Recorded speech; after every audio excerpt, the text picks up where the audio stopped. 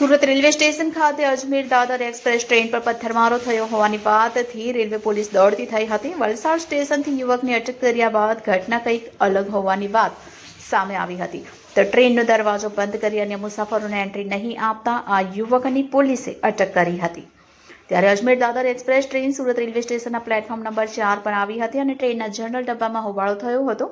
કેટલાક લોકોએ ટ્રેન પર પથ્થરમારો કર્યો હતો અને ટ્રેનની બારીના કાચ તોડવાનો પણ પ્રયાસ કર્યો હતો, જેથી રેલવે તંત્ર એક્શન મોડમાં આવ્યું અને પોલીસે તાત્કાલિક પ્લેટફોર્મ પર દોડી આવી, જેથી સુરત રેલવે પોલીસે વલસાડ પોલીસને પણ અજાણ્યા યુવક અંગે જાણ કરી હતી.